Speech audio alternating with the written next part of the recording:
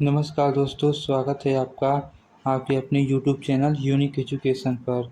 आज मैं लेकर आया हूँ आपके लिए जूलॉजी बीएससी फर्स्ट सेमेस्टर 2025-26 के लिए इम्पॉर्टेंट क्वेश्चन। तो आप चैनल पर नए हैं तो पहले चैनल को सब्सक्राइब कर लीजिए, वीडियो को लाइक कर लीजिए और ज़्यादा से ज़्यादा शेयर कर लीजिए। चलिए तो ध्यान से सुनिए और नोट कर लीजिए, इम्पॉर्टेंट क्वेश्चन है। स्टार्ट करते हैं। पहला टॉपिक क्या है?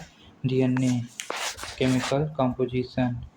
तो इस डीएनए का केमिकल कंपोजिशन क्या होता है और कैसे होता है, इसको आप लोग तैयार कर लेंगे। और दूसरा क्या है? न्यूक्लियस। इसको भी आप लोग अच्छे से तैयार कर लेंगे। न्यूक्लियस को आप लोग देख लेंगे। न्यूक्लियस क्या होता है? कोशिका का क्या होता है? नियंत्रण केंद्र जहाँ जेनेटिक मटेरियल यानी डीएनए मौजूद रहता है। न्यूक्लियस में डीएनए आपका मौजूद रहता है। अब नेक्स्ट क्वेश्चन देखेंगे क्या है? मियोसिस और माइटोसिस। तो इसको आपको पता होना चाहिए। मियोसिस क्या होता है? मियोसिस में एक सेल से दो समान डॉटर सेल बनते हैं। और माइटोसिस में क्या होता है?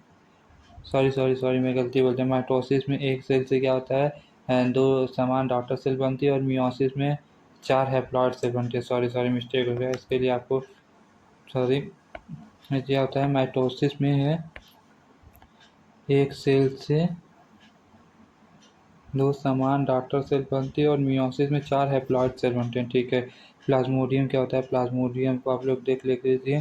प्लाज्मोडियम का होता है एक प्रोटोजोन पैरासाइट होता है जो मलेरिया जैसे कि मलेरिया रोग को कॉज करता है। ऐसे आप लोग देख लीजिएगा। नेक्स्ट है क्रोमोसोमल एब्रेशन। क्या होता है क्रोमोसोमल एब्रेशन? इंपॉर्टेंट क्वेश्चन है, बार बार पूछा जाता है क्रोमोसोमल एब्रेशन। जैसे इसमें आपको क्या पढ़ना है? क्रोमोसोमल एब्रेशन में क्रोमोसोम की संरचना या संख्या में बदलाव जिससे जेनेटिक डिसऑर्डर हो सकते हैं, जैसे उसको आपको पढ़ लेना है। केमिकल कंपोजिशन ऑफ आरएनए क्या होता है? आरएनए का केमिकल कंपोजिशन क्या होता है, उसको आप लोग भी देख लीजिएगा अच्छे से। मतलब आरएनए किस चीज़ों से मिलकर बना होता है, ये सब आप लोग देख लीजिएगा। ठीक है। फिर नेक्स्ट क्वेश्चन क्या है?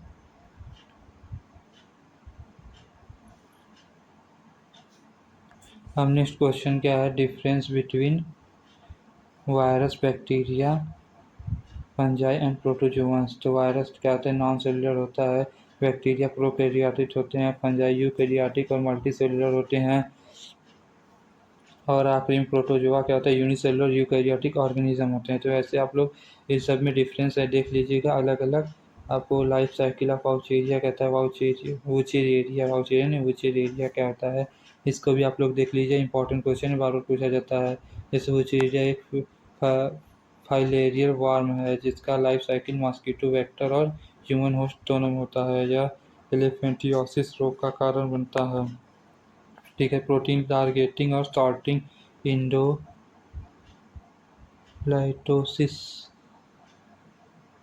तो यह प्रोसेस होता है जिसमें सिंथेसाइज प्रोटीन को उसके सही लोकेशन पर पहुंचाया जाता है। इसे प्रोटीन टारगेटिंग कर सकते हैं।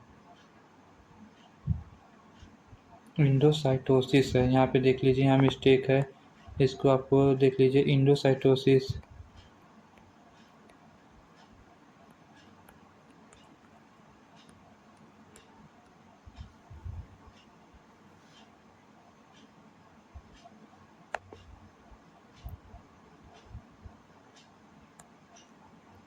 यहाँ पे रहेगा इंडोसाइटोसिस। ठीक है। तो इसको पहले हम आपको बता सही कर दें।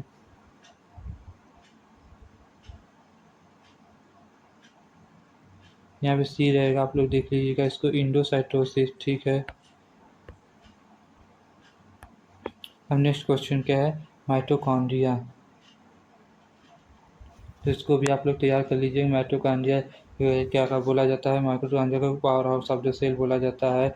यह एटीपी बनाता है जो एनर्जी का सोर्स होता है। इसको आप लोग तैयार कर लीजिएगा। मोस्ट इंपॉर्टेंट क्वेश्चन है, बार बार पूछा जाता है एग्जाम में।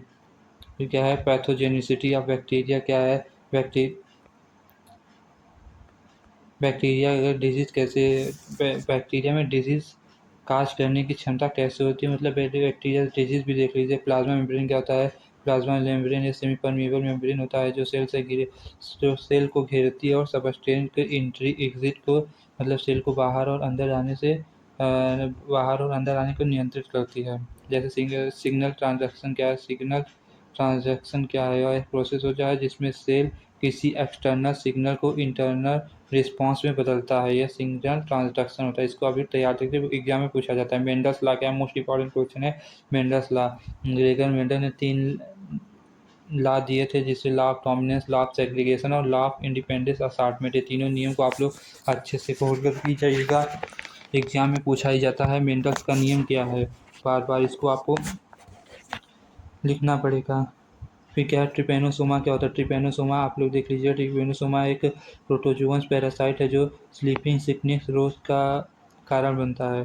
ठीक है, फिर सेलुलर जंक्शन नेक्स्ट देखेंगे क्या है। सेलुलर जंक्शन ये स्पेशलाइज कनेक्शन है जो नियर बाई सेल को आपस में जोड़ते हैं, जैसे टाइक जंक्शन हो जाएगा, गैप जंक्शन आदि सबको आप लोग देख लीजिएगा। एपोप्टोसिस क्या है? एपोप्टोसिस देख लीजिए, मोस्ट इंपॉर्टेंट क्वेश्चन है। शॉर्ट में भी पूछा जाता है, लॉन्ग और 5 नंबर में भी आ सकता है। एपोप्टोसिस कहते हैं एपोप्टोसिस एक प्रोग्राम्ड सेल डेथ प्रोसेस है। एपोप्टोसिस क्या है? प्रोग्राम सेल डेथ प्रोसेस है जिसमें सेल खुद को नियंत्रित तरीके से नष्ट करता है। टाइप ऑफ डीएनए क्या है? जैसे डीएनए के कितने टाइप रहते हैं? डीएनए मुख्यतः जो 3 टाइप, आपको 4 टाइप के कहीं कहीं देखने को मिलता है, लेकिन मेन 2 टाइप के होते हैं, ए डीएनए और पी डीएनए, जिसकी संरचना हेलिकल फॉर्म में अलग हो सकती है। फिर क्या है इनकम्प्लीट डोमिनेंस क्या होता है? इनकम्प्लीट डोमिनेंस यह जेनेटिक कंडीशन है जिसमें नाइदर एलील कम्प्लीटली डोमिनेंट होता है और रिजल्टिंग फिनोटाइप इंटरमीडिएट होता है। इसमें क्या है जेनेटिक कंडीशन है जिसमें नाइदर एलील कम्प्लीटली डोमिनेंट होता है और रिजल्टिंग फिनोटाइप इंटरमीडिएट होता है। ठीक है, तो फिर देखेंगे साइटोप्लाज्मिक इनहेरिटेंस क्या है। यहाँ पे देखिए साइटोप्लाज्मिक इनहेरिटेंस अलग है। साइटोप्लाज्मिक इनहेरिटेंस क्या होता है? यह इनहेरिटेंस माइटोकॉन्ड्रिया या क्लोरोप्लास्ट जैसे साइटोप्लाज्मिक ऑर्गेनल्स के डीएनए से होता है, न कि न्यूक्लियर डीएनए से। ठीक है, फिर इसमें देखेंगे इन्वायरमेंटल इफेक्ट ऑफ जीन क्या है। Environmental effect of gene, environmental gene expression को प्रभावित कर सकता है, जैसे टेम्परेचर, न्यूट्रिशन, लाइट कंडीशन से ट्रेड्स बदल सकते हैं। तो ये आप लोग देख लीजिएगा। हम देखते हैं दूसरे पेज पे क्या है। Structure of bacteria, most important question. Bacteria में जैसे में क्या देंगे, cell wall, plasma membrane, cytoplasm, ribosome और न्यूक्लियॉइड रीजन होते हैं। न्यूक्लियस एब्सेंट होता है। बैक्टीरिया में क्या होता है? न्यूक्लियस एब्सेंट होता है। तो साइटोप्लाज्मिक इनहेरिटेंस क्या होता है, इसको भी आप लोग देख लेंगे। फिर क्या सेक्स डिटर्मिनेशन क्या है? सेक्स डिटर्मिनेशन यह प्रक्रिया होता है जिसमें ऑर्गेनिज्म का सेक्स निर्धारित होता है, जैसे एक्स वाई सिस्टम में मेल और एक्स एक्स सिस्टम में फीमेल। इसको आपको पता होगा, एक्स वाई में मेल और एक्स एक्स में फीमेल। और पेडिग्री एनालिसिस क्या है? पेडिग्री एनालिसिस है एक पेडिग्री आपको एग्जाम में देखने को मिल जाता है। यह एक फैमिली ट्री की तरह डायग्राम होता है जिसमें किसी जेनेटिक ट्रैक की इनहेरिटेंस को समझाया जा सकता है। तो ये रहा आपका इंपॉर्टेंट क्वेश्चन। इतने क्वेश्चन को आप लोग तैयार कर लेते हैं तो एग्जाम में आप 75 में से कम 60 नंबर तो आप आराम से ला देंगे। 60 नंबर तो आपका कहीं नहीं गया है। इतने क्वेश्चन को आप तैयार कर लेते हैं तो अच्छे से तैयार करके अच्छे से एग्जाम में दे दीजिए। Thank you. अब मिलेंगे नेक्स्ट वीडियो में। आपको कोई भी दिक्कत होगा आप हमें कमेंट कर देंगे। इसका पीडीएफ आपको हमारे टेलीग्राम चैनल पर मिल जाएगा, उसको जाकर जल्दी से ज्वाइन कर लीजिए। तो आज के लिए इतना ही, अब मिलेंगे नेक्स्ट वीडियो में। धन्यवाद।